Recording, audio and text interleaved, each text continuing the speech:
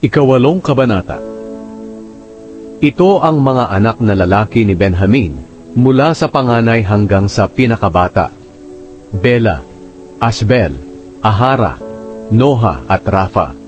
Ang mga anak na lalaki ni Bela ay sina Adar, Gera, Abihud, Abishua, Naaman, Ahowa, Gera, Shefufan at Huram. Ang mga angkan ni Ehud na pinuno ng kanilang mga pamilya ay pinaalis sa Geba at lumipat sa Manahat.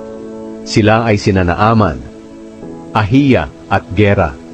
Si Gera na ama ni Uza at Ahihud ang nanguna sa paglipat nila. Hiniwalayan ni Shaharaim ang mga asawa niyang sina Hushim at Baara. Kinalaunan, tumira siya sa Moab at nagkaanak siya sa asawa niyang si Hodes. Ang mga anak nilang lalaki ay sina Jobab, Zibiya, Mesya, Malkam, Jeuz, Sakya, at Mirma. Naging pinuno sila ng kanilang mga pamilya. May anak ding lalaki si Shaharaim sa asawa niyang si Hushim. Sila'y sina Abitub at Elpaal. Ang mga anak na lalaki ni Elpaal ay sina Eber, Misam, Shemed na nagtatag ng mga bayan ng Ono at Lod at ng mga baryo sa paligid nito, at sina Beraya at Shema. Sila ang mga pinuno ng kanilang mga pamilya na nakatira sa Ayalon. Sila rin ang nagpaalis sa mga naninirahan sa Gat. Ang mga anak na lalaki ni Beraya ay sina Ahiyo, Shashak, Jeremot, Zebadiah, Arad, Eder, Mikael, Ishpa, at Joha.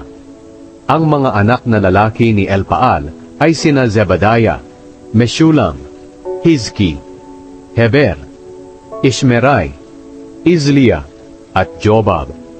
Ang mga anak na lalaki ni Shimei ay sina Jakim, Zikri, Zabdi, Elienai, Ziletai, Eliel, Adaya, Beraya, at Shimrat. Ang mga anak na lalaki ni Shashak ay sina Ispan, Eber, Eliel, Abdon, Zikri, Hanan, Hananaya, Elam, Antotaya, Ifdeya, at Penuel. Ang mga anak na lalaki ni Jeroham ay sina Shamsherai, Sheharaya, Atalaya, Jaaresya, Elias, at Zikri. Sila ang mga pinuno ng mga pamilya nila ayon sa talaan ng kanilang mga lahi, at tumira sila sa Jerusalem. Si Jeiel na ama ni Gibeon ay tumira sa Gibeon. Ang pangalan ng asawa niya ay Maaka. Ang mga anak niyang lalaki mula sa panganay hanggang sa pinakabata ay sina Abdon, Zur, Kish, Baal, Ner, Nadab, Gedor, Ahiyo, Zeker, at Miklot na ama ni Shimea. Tumira sila malapit sa kanilang mga kamag-anak sa Jerusalem. Si Ner ang ama ni Kish, si Kish ang ama ni Saul, at si Saul ang ama ni Jonathan, Malkishua, Abinadab, at Eshbaal. Ang anak ni Jonathan ay si Merib-Baal na ama ni Mikas. Ang mga anak na lalaki ni Mikas ay sina Piton, Melek, Tareya, at Ahaz. Si Ahaz ang ama ni Jehoada, at si Jehoada ang ama ni Alemet, Asmavet, at Zimri. Si Zimri ang ama ni Moza, at si Moza ang ama ni Bineya. Ang anak ni Bineya ay si Rafa na ama ni Eliasa na ama ni Azel. Si Azel ay may 6 na anak na lalaki na sina Azrikam, Bokeru, Ishmael, Shearaya, Obadayas, at Hanan.